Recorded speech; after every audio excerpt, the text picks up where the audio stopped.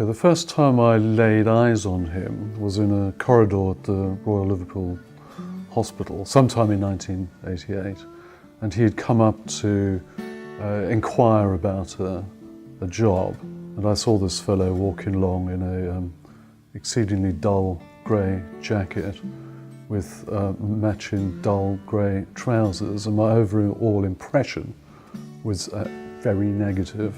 Of course, I didn't say that to him on the day, but I did mention it to him subsequently, and he remembers it with some resentment.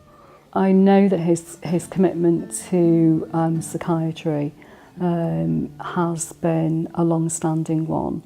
I know that it is what he wanted to do as a medical student quite early on in his training, and that love of what he does and his enjoyment and commitment to work comes across really clearly, both in the work that he's done with the college in Wales and on a UK-wide basis. I mean, I could say that he's the only Marxist I've ever met who makes me laugh. His sense of humour endures through good times and bad times, and that's what I've learnt from him.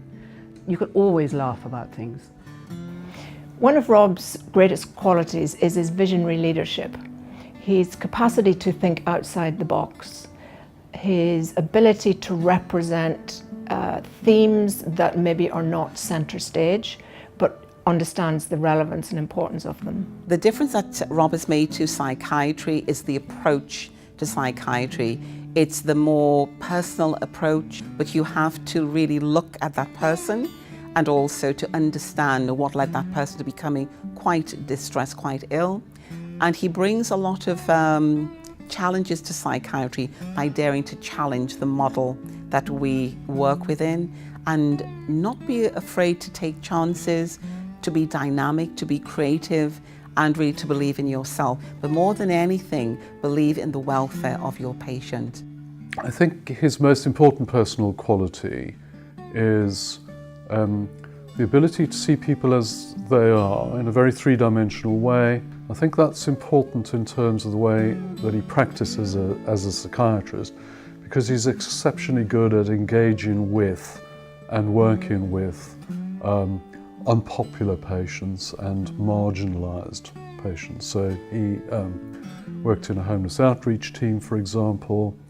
He worked in a very deprived inner city part of Liverpool and formed very good relationships with his patients and the local organisations that sought to represent them. Rob was first of all involved in setting up a deliberate self-harm register in India, and the main collaborator there has been Murli Krishna, who's worked in Liverpool and in North Wales, and then 5 or 6 years ago went back to India.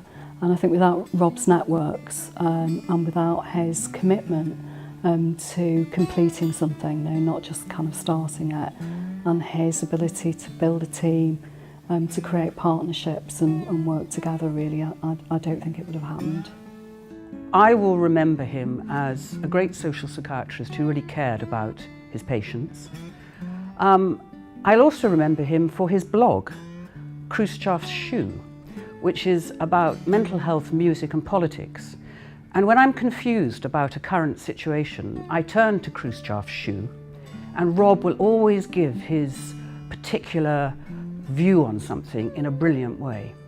I've been impressed by Rob's ability to hold strong viewpoints and at the same time still respect and listen to those of differing viewpoints and seek to find common ground and understanding.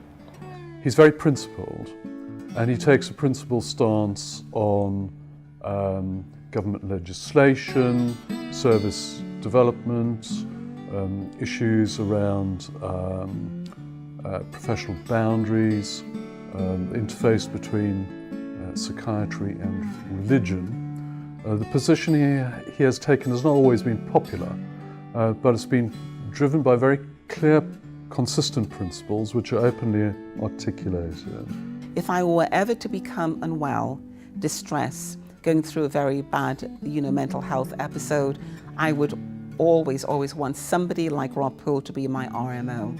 I think we're working in an environment where we are witnessing a lot of distress. We're trying to do the very best we can as professionals, informally or whatever. And sometimes, it can be very overwhelming, but somebody like Rob, who still has those qualities to be there for you, to give you options available, and to listen to your story, I really, really rate him very highly. I think he deserves the Lifetime Achievement Award, firstly because he's a great social psychiatrist, but secondly because he combines the work of a clinician, a researcher and a policymaker in a way that I think should be quite inspirational to trainees, that you can do all those three. I think Rob's unusual in that he's contributed over a range of things and over a very long time to an unusually high standard. So this isn't a flash in the pan, it genuinely is a lifetime achievement, and as I say, encompasses many different dimensions.